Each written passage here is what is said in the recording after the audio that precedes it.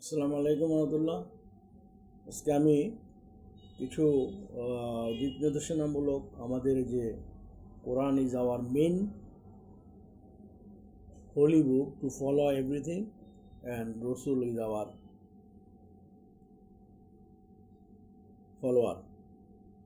So আমরা এখন ওই বিষয়ে একটু কথা বলবো যে তৎকালীন 1400 বছর আগে আমাদের রসুল আসলাম যা করতেন সেটা দেখা যেত যে তার ওনাকে ফলো করে তখনকার আমলের লোকজন ইনক্লুডিং সাহাবীরাও সেটাই ফলো করতেন।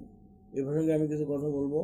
দেখা যাচ্ছে যে 1400 বছর আগে রসুল ইসলাম মাথা মুন্ডন করা শুরু করলো। দেখা গেলো ওখানকার তখন লোকজন সাহাবীরা সহ মাথা মুন্ডন করতে থাকলেন। পরবর্তীতে আরেকবার দেখা গেল উনি একটা আংটি পরা শুরু করলেন, স্বর্ণের আংটি। কিছুদিন পরে বললেন এই আংটি আমি আর ব্যবহার করবো না, উনি ফেলে দিলেন। তখন ওনাকে দেখে ওখানকার লোকেরাও ওই আংটি ব্যবহার করা থেকে বিরত থাকলেন, ওটা ফেলে দিলেন। তারপরে উনি দেখা গেল যখন দান করার ইচ্ছা করতেন, নিজে শুরু করতেন দান করা, তখন দেখা গেল ওনাকে ফলো দেখে অন্যরাও দান করা শুরু করতেন। মানে উনি নিজে কোনো কাজ করার আগে, কাউকে অ্যাডভাইস করার আগে দেখা গেছে যে ওই কাজটা নিজে আগে করতেন, পরবর্তীতে অন্যরা ওই মোটিভেটেড হইয়া ওনাকে ফলো করতেন। আরেকবার দেখা গেলো যে উনি হয়তো কোনো মসজিদ নির্মাণ করবেন, উনি নিজে নির্মাণ শুরু করলেন, সাথে সাথে অন্যরা সাহাবীরা সহ আয়সা ওই মসজিদ নির্মাণে অংশগ্রহণ করলেন এবং ওনার সাথে ওই অংশগ্রহণ করলেন এবং মসজিদ নির্মাণের কাজেও অংশগ্রহণ করলেন, নির্মাণ কাজেও অংশগ্রহণ করলেন, আবার অর্থও দান করলেন। সুতরাং আরেকবার দেখা গেলো যে একবার এক লোক আয়সা ওনাকে বললো, ইয়া রাসূলুল্লাহ, আমার ছেলে মিষ্টি খায়, এখন তাকে এটা মিষ্টি খেতে নিষেধ করেন। তখন উনি বললো, ঠিক আছে, 1 সপ্তাহ পরে আসো। কেন? তখন উনি বললেন যে উনিও মিষ্টি খেতেন। তখন 1 সপ্তাহের মধ্যে উনি মিষ্টিটা ছেড়ে দিলেন। তারপরের সপ্তাহে আসলে আর বললো যে তোমার ছেলেকে মিষ্টি খায়, তুমি মিষ্টি খেও না, তাকে পরিহার করতে বললেন। তখন ওই লোক জিজ্ঞেস করলো, ইয়া রাসূলুল্লাহ, আপনি তো গত সপ্তাহে যখন আসলেন তখন এই কথাটা বললেন। উনি বললেন, না, এটা আমিও করতাম, আমি আগে নিজে পরিহার করলাম, তারপর তোমার ছেলেকে এটা পরিহার করতে বললাম। সুতরাং আমাদেরকেও আসলে আমাদের যে আদর্শ, যে আমরা রসুলের যে আদর্শ ফলো করি, তখনকার আমলে ফলো করতেন, সেক্ষেত্রে আমাদের পিতামাতারাও ছেলে মেয়েদের প্রতি একটা কর্তব্যবোধ, দায়িত্ববোধ, যেটাই করবে, করতে নিষেধ করার আগে নিজে সেটা থেকে বিরত থাকতে হবে, তারপর ছেলে মেয়েদেরকে উপদেশ দিতে হবে। মা মসজিদে যাও, ছেলেদেরকে বললেন, ছেলেরা বললো যে যে বাপে আমার আব্বা তো মসজিদে যায় না, তো আমি কেন যাবো? আগে নিজেকে যে দেখতে হবে, আমি মসজিদে 5 ওয়াক্ত যাই, দেখা যাচ্ছে ছেলে আপনাকে ফলো করবে তখন। এজন্য যখনই যেটা করবেন ছেলে মেয়েদেরকে সেটা আগে নিজে শুরু করবেন, আর যেটা করতে না বলবেন সেটা আগে পরিহার করবেন, তারপর ওদেরকে অ্যাডভাইস দেবেন যে এটা করিও না, নিষেধ করো। সুতরাং এই নির্দেশনাগুলো আসলে এখন না, এটা 1400 বছর আগে থেকে আমাদের রসুল, প্রিয় নবী, যে আমাদের যে রোল মডেল, উনি এগুলো আমাদেরকে শিখিয়ে গেছেন।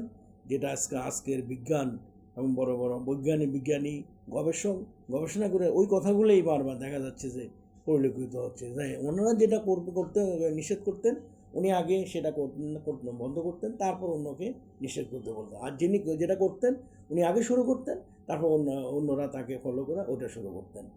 সুতরাং এটা আমাদের একটা রোল মডেল। একবার রাসূলুল্লাহ ইসলামের কাছে দেখা গেল যে একজন লোক আসলেন, বলে, ইয়া রাসূলুল্লাহ, আমার তো যে কাজ করার কিছু নেই, এখন আমাকে বললেন যে সাহায্য করার জন্য। তখন উনি বললো যে তোমার ঘরে কী আছে? বললো, আমার ঘরে তো কিছুই নেই, একটা কম্বল ছাড়া। বলে, কম্বলটা নিয়ে আসো।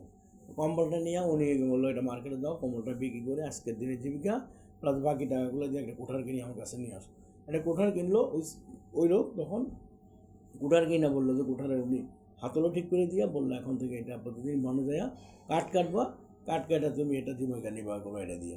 তখন কামল এটা থেকে আমরা শিক্ষা পাই যে উনি যদি তখন সাহাবি একজন, অনেক সাহাবি ছিলেন, প্রায় 360 জন সাহাবি, একদিন করেও সাহায্য করতো, বলতো যে একদিন করে ওকে খাবার ব্যবস্থা করো, তাহলে দেখা যাবে পুরো বছরে আর ওনারা ওই লোকের আর কিছু করা লাগবে না। কিন্তু তা না করে উনি ওনাকে এটা কোঠার নিয়ে মানে জীবিকা নির্বাহের একটা প্রক্রিয়ার মধ্যে ব্যবস্থা করে দিলেন।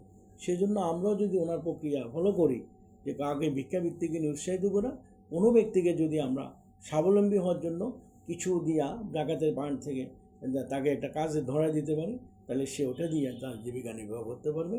একটা দেশ অর্থনীতিও স্বাবলম্বী হবে, দেশও উত্তরোত্তর সমৃদ্ধি লাভ করবে এবং পাশাপাশি এটার জন্য সমাজও এটা বেনিফিটেড হবে।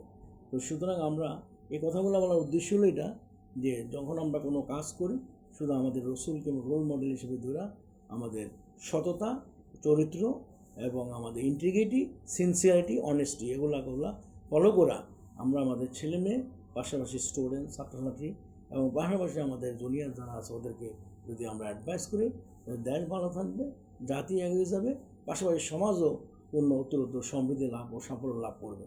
সুতরাং এই কথাগুলো বলার জন্য আমি আজকে এই ভিডিওটা তৈরি করা, যুব সমাজকে উদ্বুদ্ধ করার জন্য এবং ভালো মানুষ হওয়ার জন্য, আলোকিত মানুষ হওয়ার জন্য। ভালো ছাত্র হলে হবে না, পাশাপাশি ভালো মানুষ, এই কথাগুলো আমি বারবারই বলি, ভালো আলোকিত মানুষ হইতে হবে, যেটা আমাদের রসুল 1400 বছর আগে শিখিয়ে গেছেন যে কারোর সাথে দেখা হলে প্রথমে সালাম বিনিয়োগ করা, কোশলা দিয়ে জিজ্ঞেস করা, আসসালামু আলাইকুম রহমতুল্লাহ, তাহলে আপনার নাম কি, তারপর হ্যান্ডশেক করা এবং পাশাপাশি তার সাথে হাসি মুখে কথা বলা এবং কাউকে যদি বিপদে পড়ে তাকে একটু সাহায্য করা।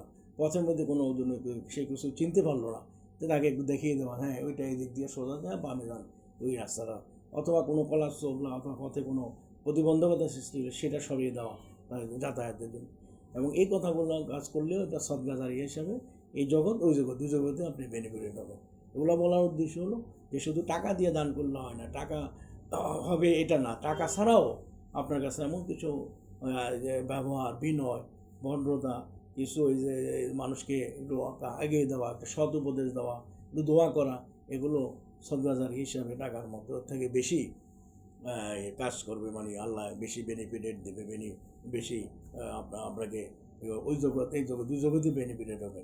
মানে একবার এক সার্ভিস গেলে রাসূলুল্লাহ আমাদের কাছে তো টাকা নেয়, ওই লোক তো অনেক বড় ধনী, সে অনেক টাকা দিয়ে হয়, তখন রাসূলুল্লাহ ইসলাম এই কথাগুলো শিখিয়ে দিলেন যে তুমি একজন লোককে হাসি মুখে কথা বলো, একটা পিপার সত্ত্বেও তাকে এক গ্লাস পানি দিয়ে সাহায্য করো, অথবা একটা সালাম বিনিময় করা, অথবা ওই যে কলা সোপ না থাকলে ওইটা একটু পথ পর্যন্ত সরিয়ে ফেলা, অথবা যদি কারোর সাথে একটা সৎ উপদেশ দেওয়া, অথবা কোনো একটা বিপদে পড়লে তাকে একটা সাহায্য করা, তার সাথে একটা হাসি মুখে কথা বলা, অন্তত এই কাজগুলো করলো বলছে সে যে লোক ধনী টাকা পয়সা দিই তার চেয়ে বেশি তোমাকে আমরা ফজিলত আল্লাহ বলছে আমি ফজিলত দিব এই কথাগুলোর বিনিময়।